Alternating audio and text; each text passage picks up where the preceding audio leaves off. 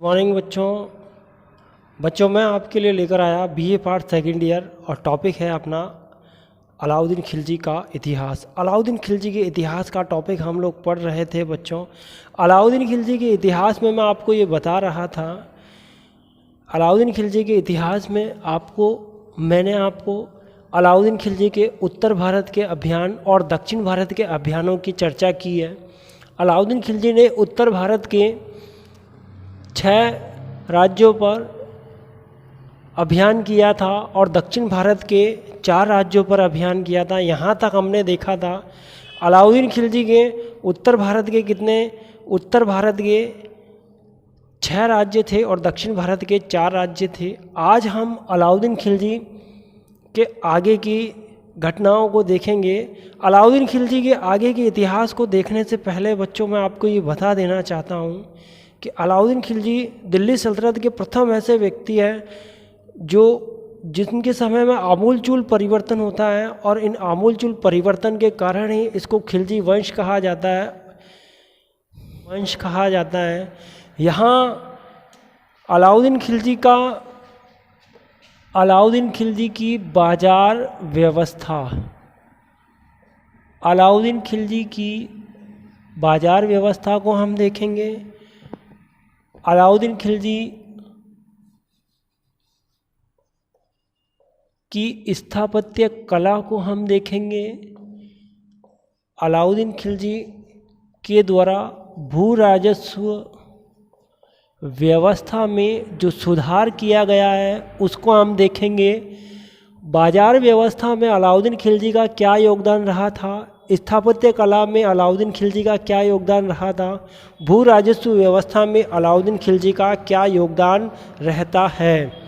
यहाँ बाजार व्यवस्था के अंदर हम ये देख रहे हैं कि अलाउद्दीन खिलजी ने एक ऐसा बाज़ार बनाया था जिसमें गेहूं का बाज़ार अलग होता था, चावल का बाज़ार अलग होता था, चना का बाज़ार अलग होता था, जौ का बाज़ार अलग होता था। गेहूं का बाज़ार अलग, जौ का बाज़ार अलग, चावल का अलग और चावल के बाद ये जो चना है उसका बाज़ार अलग। इसके अलावा कपड़ा बाज़ार अलग होता, चीनी बाज़ार अलग होता और चीनी के अलावा दाल का अलग बाज़ार होता था। इस प्रकार सभी जो चीज़ें होती थी उनका अलग अलग बाज़ार होता था। जानवरों का बाज़ार अलग होता था जिसको मवेशी कहा जाता है, मवेशियों का बाज़ार अलग अलग होता था।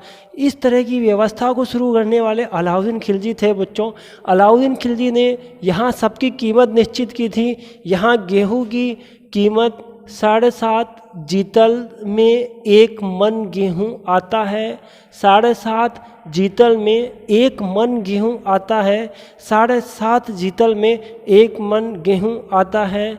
7.5 जीतल का मतलब होता है चांदी का सिक्का जो इल्तुतमिश ने चलाया था। चांदी के सिक्के को जीतल कहते थे बच्चों, चांदी के सिक्के को जीतल कहते थे और ये 1 मन होता है।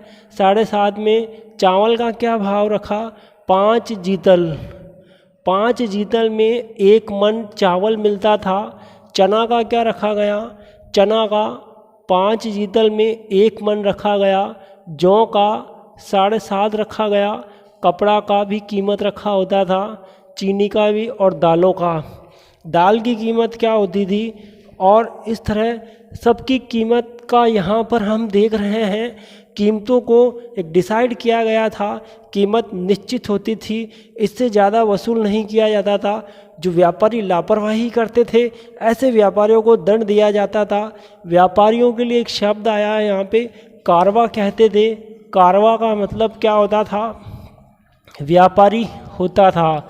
यहाँ व्यापारियों के लिए अब जब इस तरह की बाजार व्यवस्था का दिल्ली के अंदर स्थापना कर दी गई, कहते हैं कि ज़ियाउद्दीन बरनी इतिहासकार थे इस समय और ज़ियाउद्दीन बरनी ये कहते हैं कि बच्चों ये कहते हैं कि ये केवल व्यवस्था दिल्ली में होती है।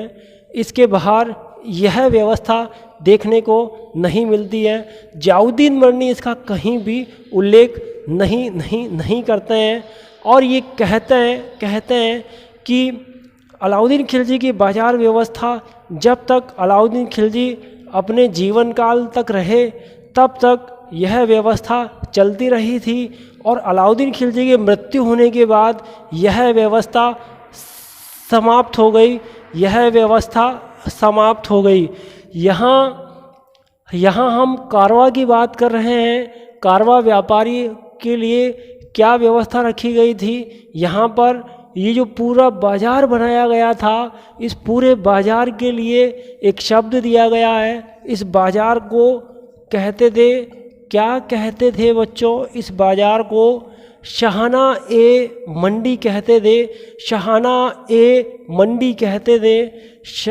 और इसका अध्यक्ष अलाउद्दीन खिलजी ने किसको बनाया था? शाहाना ए मंडी का अध्यक्ष अलाउद्दीन खिलजी ने किसको बनाया था? नाम सुने होंगे बच्चों, मलिक काफूर ने शाहाना ए मंडी का अध्यक्ष इनको बनाया था। शाहाना ए मंडी का अध्यक्ष इनको बनाया था। मलिक काफूर ने यहाँ एक आदेश दिया था कारवां का मतलब होता है व्यापारी, कि ये व्यापारी जो है, अब ये व्यापारी जो एक जगह से दूसरी जगह जाते थे, अब व्यापारियों के लिए ये व्यवस्था बंद कर दी थी कि व्यापारी अब एक जगह से दूसरी जगह इनको भटकना नहीं पड़ेगा। अब व्यापारियों को एक जगह से दूसरा जगह भटकना नहीं पड़ेगा। उनके लिए ये फरमान निकाल दिया गया कि व्यापारी किसी भी पर्सनल किसान को, दुकानदार को बाज़ार में कहीं भी पर्सनल जाके कोई सामान सप्लाई नहीं करेगा। व्यापारी अब किसी भी प्रकार की कोई कीमत डिसाइड नहीं करेगा। सारे व्यापारियों की बस्तियां कहाँ होगी? अब दिल्ली के पास ही सारे व्यापारियों की जहाँ बाज़ार होगा वहीं सारे व्यापारियों को रहना पड़ेगा और व्यापारियों को वहीं बस्ती बना दी गई, वहीं व्यापारियों को नियुक्त किया गया था। कोई भी व्यापारी अगर कोई लापरवाही करता है और करता हुआ पाया गया तो उसको दंडात्मक व्यवस्था दी जाती थी। दिल्ली सरकार के जो दंड भरे फैसले हैं वो सुनाया जाता था। अलाउद्दीन खिलजी ने बाजार व्यवस्था को इस तरह की बाजार व्यवस्था को स्थापित करने का मूल कारण क्या था बच्चों? इस तरह की व्यवस्था का मूल कारण मूल आधार यह था, अलाउद्दीन खिलजी के पास एक विशाल सेना थी और अलाउद्दीन खिलजी विशाल सेना के खर्चे के लिए उसको बहुत सारे रुपयों की ज़रूरत थी और उस विशाल सेना को वेतन देना, विशाल सेना पे खर्चा करना, इस खर्चे के लिए रुपया कहाँ से आएगा? तो उसने इस तरह की व्यवस्था बना के कीमतों को निर्धारित करके, जिससे कि राज्य की राजकोष में आय में वृद्धि होगी, राजकोष में बहुत सारा धन धीरे धीरे इकट्ठा होगा और उस बहुत सारे धन से बहुत सारे नए प्रदेश जीतेंगे, साम्राज्य का विस्तार करेंगे, अपना नाम रोशन करेंगे। और इस तरह की व्यवस्था अलाउद्दीन खिलजी ने, जिसको बाजार व्यवस्था कहा जाता है, केवल अपने राज्य की आय को बढ़ाने के लिए, अपने सैनिकों को सही समय पर वेतन देने के लिए इस तरह की व्यवस्था को लागू किया गया था बच्चों। यहाँ हम बाजार व्यवस्था में शाहाना मंडी मलिक काफूर होता था और जो ये पूरा सिस्टम चल रहा है, गेहूं का, चावल का, चने का, जौ का, कपड़े का, मवेशी का, सारा समूह जो सब चल रहा है, इसमें कुछ भी गड़बड़ होता है, इसमें कुछ भी गड़बड़ होगा तो क्या होता है, इनके लिए क्या होंगे? वरीद होगा। ये वरीद पल पल की जानकारी सुल्तान को पहुंचाएगा। पल पल की जानकारी किसको पहुंचाएगा? सुल्तान को पहुंचाएगा। वरीद और मुनरीन एक शब्द है बच्चों, और वो क्या शब्द है? मनीहान शब्द है।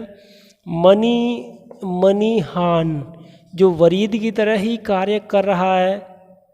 ये डे बाय डे जो गतिविधि होती है और इस गतिविधि के टोटल इन्फॉर्मेशन ये कहाँ पहुँचाएगा? टोटल इन्फॉर्मेशन ये अलाउद्दीन खिलजी के दरबार में पहुँचाता है। अलाउद्दीन खिलजी को पल पल की जानकारी देगा कि कोई व्यापारी अगर छल कपट करता हुआ पाया जाएगा तो उसके शरीर से उतना ही मांस निकाल दिया जाएगा। अगर वो चीनी में दाल में गड़बड़ कर रहा है, दाल है 1 किलो और वो केवल 900 ग्राम दे रहा है, 100 ग्राम कम तोल रहा है, 100 ग्राम जितना कम तोला उतना ही उसके शरीर से मांस निकाल लिया जाएगा। इस तरह यह व्यवस्था अलाउद्दीन खिलजी जब तक थे तब तक चली, और अलाउद्दीन खिलजी जब इस संसार से चले गए तो ये व्यवस्था भी बच्चों इस संसार से चली गई। अब हम अलाउद्दीन खिलजी के स्थापत्य कला की बात करेंगे। अलाउद्दीन खिलजी ना केवल भू राजस्व व्यवस्था में अलाउद्दीन खिलजी ने ना केवल आर्थिक व्यवस्था को सुधार किया था, अलाउद्दीन खिलजी ने ना केवल उत्तर भारत के अभियानों को विजित किया बल्कि दक्षिण के भारत पर भी उन्होंने अपना पूरा अधिकार जमाया था। उसी प्रकार हम अलाउद्दीन खिलजी के स्थापत्य कला की बात कर रहे हैं।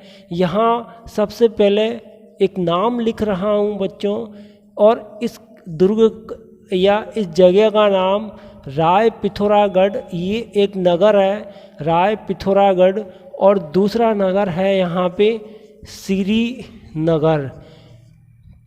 राय पिथौरा नगर ये पहला नगर कहलाता है और श्रीनगर ये दूसरा नगर कहलाता है। राय पिथौरागढ़ नगर का संस्थापक दिल्ली सल्तनत के पहले शासक कुतुबुद्दीन ऐबक थे, जिन्होंने इस शहर की स्थापना की थी। और नया दूसरा जो नगर बसाया था वो खिलजी वंश के दूसरे शासक अलाउद्दीन खिलजी थे, जिन्होंने श्रीनगर बसाया था।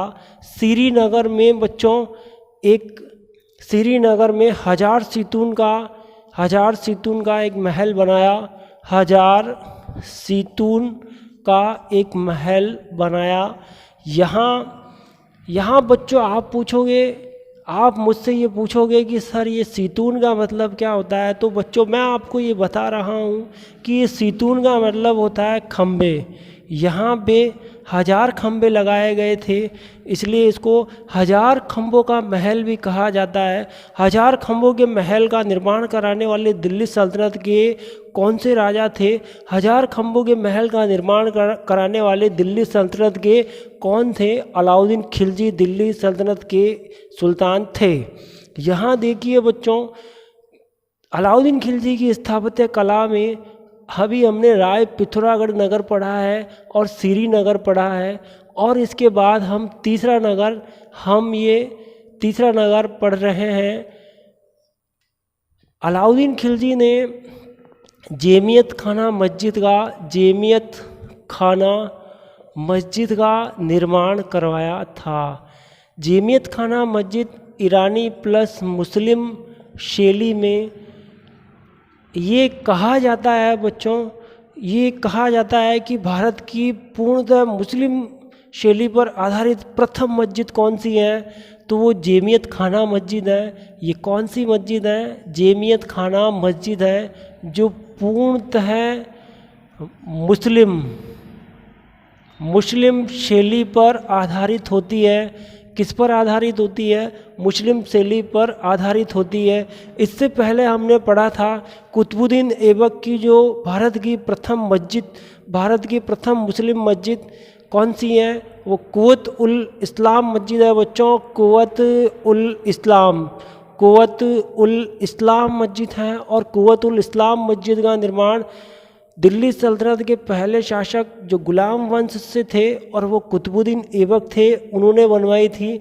लेकिन अगर कंपटीशन में अगर ऐसा प्रश्न आता है कि जेमियत खाना मस्जिद भारत की पूर्णतः मुस्लिम शैली पर आधारित मस्जिद कौन सी है, तो वो जेमियत खाना मस्जिद है, जो कि अलाउद्दीन खिलजी ने दिल्ली में बनवाई थी। और अलाउद्दीन खिलजी ने यहाँ एक दरवाज़ा बनाया था दिल्ली में ही, उस दरवाजे का नाम होता है अलाई दरवाज़ा। ये कौन सा दरवाज़ा है बच्चों? ये अलाई दरवाज़ा कहलाता है, जो अलाउद्दीन खिलजी की स्थापत्य कला के लिए एक महत्वपूर्ण माना जाता है। यहाँ हम देख रहे हैं बच्चों, यहाँ इन्होंने एक तालाब का निर्माण करवाया था अलाउद्दीन खिलजी ने, और उस तालाब का क्या नाम होता है? उस तालाब का नाम होता है हौज खास। इस तालाब का क्या नाम होता है? हौज खास इस तालाब का नाम रखा जाता है। यहाँ हम अलाउद्दीन खिलजी के स्थापत्य कला में सबसे पहले हमने देखा श्रीनगर का निर्माण करवाया था, जो भारत के इतिहास में और दिल्ली सल्तनत के इतिहास में ये दूसरा नगर कहलाता है। पहला नगर कुतुबुद्दीन ऐबक बनाए होते हैं, और दूसरा नगर कौन बनाए होते हैं? अलाउद्दीन खिलजी बनाए होते हैं।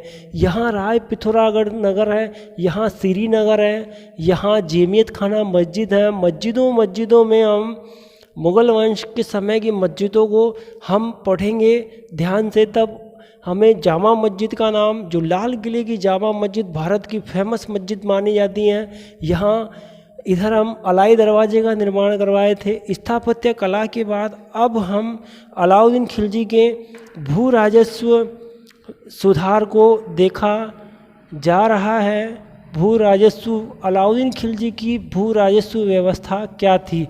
अलाउद्दीन खिलजी ने भारत में भू राजस्व व्यवस्था में किसानों को लाभ पहुंचाने के लिए वैज्ञानिक प्रणाली का प्रयोग नहीं किया था, बल्कि भू राजस्व व्यवस्था में यहाँ राज्य की आय में वृद्धि करने के लिए अलाउद्दीन खिलजी ने भू राजस्व व्यवस्था में वैज्ञानिक विधि का प्रयोग किया था। कौन सी विधि का प्रयोग किया था बच्चों?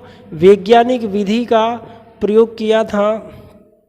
और इन्होंने भू राजस्व व्यवस्था में उपज का जो भाग था, उपज का 1/3 था।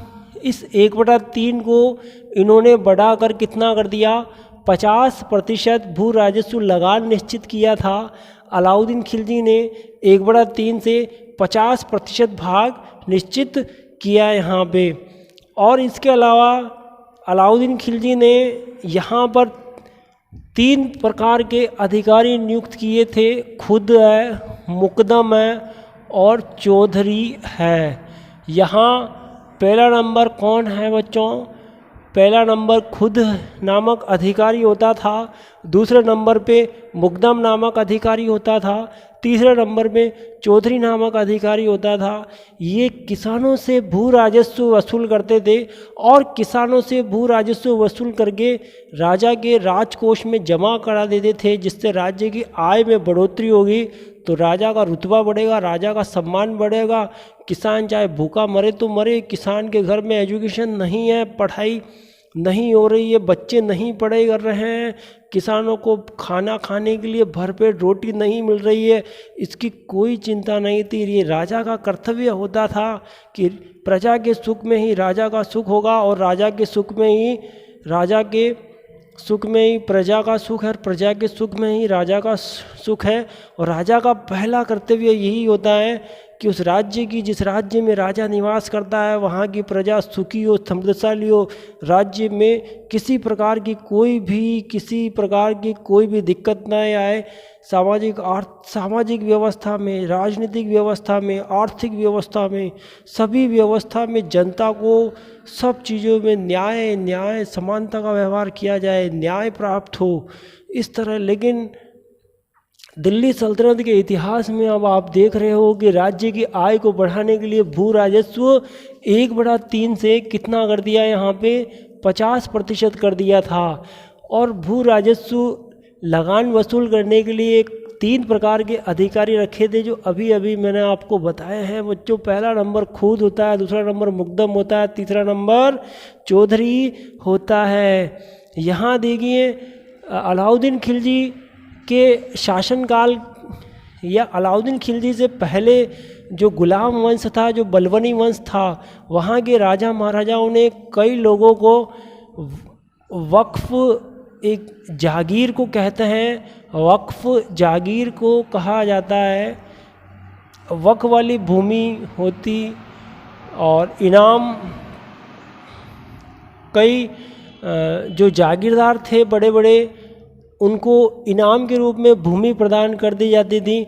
वक्फ के रूप में भूमि प्रदान कर दी जाती थी और मिल्क के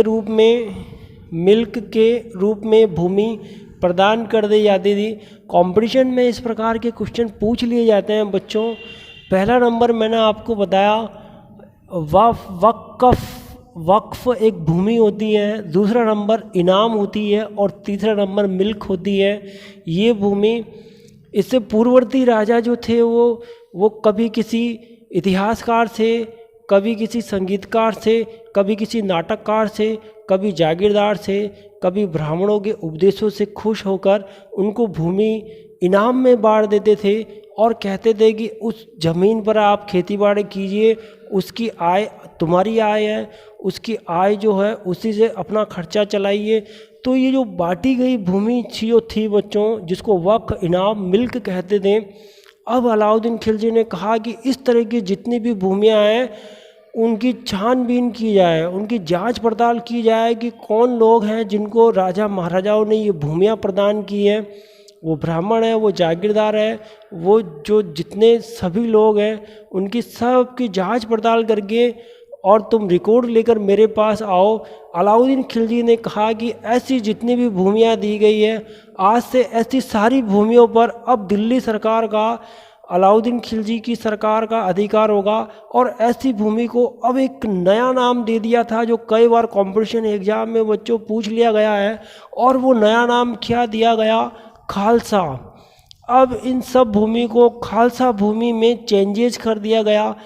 वक्फ भूमि का नाम अब खालसा भूमि हो गया था, इनाम में दी गई भूमि खालसा भूमि हो गई थी, मिल्क से प्राप्त भूमि अब खालसा भूमि हो गई थी। अब इन भूमि पर जिन मालिकों का अधिकार था वो सारे मालिक अलाउद्दीन खिलजी के शासनकाल में बेरोजगार हो गए थे। अब यहाँ बच्चों एक जो भूमि, एक शब्द आता है मसाहद। मसाहद एक शब्द आ रहा है। मसाहद का मतलब होता है भूमि की पैमाइश करके और भूमि पर जो लगान डिसाइड किया जाता है उसको मसाहद कहा जाता है। भूमि की पैमाइश करके और उस पे जो भूमि की पैमाइश करने के बाद उस भूमि कर निश्चित किया जाएगा और वो निश्चित ही भूमि कर किसान को देना होगा। इसी व्यवस्था को मसाहद कहते थे। क्या कहते थे बच्चों? मसाहद कहा जाता है, मसाहद कहा जाता है। यहाँ एक शब्द आ रहा है बच्चों, और वो क्या शब्द है? दीवाने मुस्तखराज। एक अलाउद्दीन खिलजी ने एक नया विभाग बनाया था, दीवाने मुस्तखराज। दीवाने मुस्तखराज का मतलब क्या होता है? दीवाने मुस्तखराज का मतलब होता है भू राजस्व व्यवस्था में या टैक्स देने में अगर कोई किसान देरी करता है और कोई किसान बेईमानी करता है, भू राजस्व समय पर नहीं दे पा रहा है, उसका खर्चा नहीं चल रहा है, तो और अगर किसी कारणवश किसान नहीं दे पा रहा है, यहाँ या भू राजस्व व्यवस्था में ये खुद अधिकारी है या मुकदम अधिकारी है या ये चौधरी है, अगर ये लोग कहीं भी करप्शन करते हैं या कहीं भी भ्रष्टाचार करता हुआ कोई पाया जाता है, तो इस भ्रष्टाचार को रोकने के लिए यहाँ एक संस्था बनाई थी, दीवाने मुस्तखराज। एक नया पद बनाया था और ये दीवाने मुस्तखराज ये जांच पड़ताल करेगा कि जो है सभी जगह बाज़ारों के अंदर, चाहे वो भू राजस्व व्यवस्था हो, चाहे वो आर्थिक सिस्टम हो, चाहे वो राजनीतिक सिस्टम हो, कहीं कोई गड़बड़ होगी इसकी सूचना वरीद के माध्यम से राजा तक पहुंचाई जाती है। दीवाने मुस्तखराज का यही काम होता है बच्चों। आज हमने अलाउद्दीन खिलजी की चर्चा की है, आप सब लोग मुझे कोऑपरेट कर रहे हो, और ये अलाउद्दीन खिलजी का जो इतिहास है, जो हमने खिलजी वंश की क्रांति से शुरू किया था,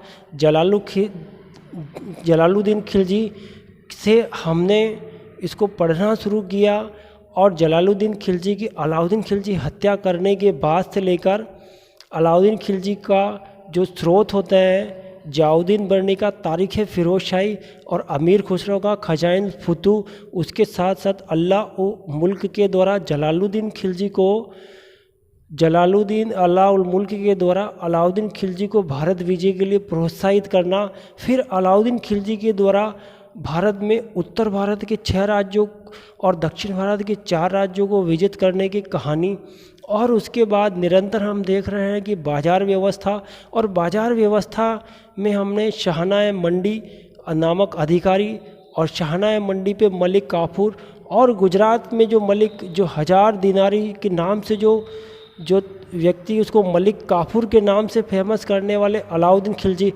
और इधर फिर हमने इसकी स्थापत्य कला के बारे में हमने देखा था। भारत की प्रथम मुस्लिम शैली में निर्मित मस्जिद जमियत खाना मस्जिद, एक बहुत बड़ा दरवाज़ा पड़ा था जिसको अलाई दरवाज़ा कहते हैं। और इसके साथ साथ बच्चों हमने ये पढ़ा है, 2 नगरों की बात की थी। पहला नगर कुतुबुद्दीन ऐबक ने बसाया था और दूसरा नगर श्रीनगर अलाउद्दीन खिलजी ने बसाया था। एक विशाल तालाब का निर्माण करवाया था कौन? अलाउद्दीन खिलजी ने, जिसको हौज खास कहा जाता है। आज बस बच्चों इतना ही काफ़ी है आज के लिए, और मैं आपके लिए कल नेक्स्ट टॉपिक लेके आ रहा हूँ। दिल्ली सल्तनत के इतिहास में अलाउद्दीन खिलजी के बाद में मोहम्मद बिन तुगलक वंश आएगा, और हम तुगलक वंश की जानकारी और तुगलक वंश के सुल्तानों का इतिहास पढ़ेंगे। आज के लिए इतना। ओके बच्चों, थैंक यू वेरी मच आज के लिए।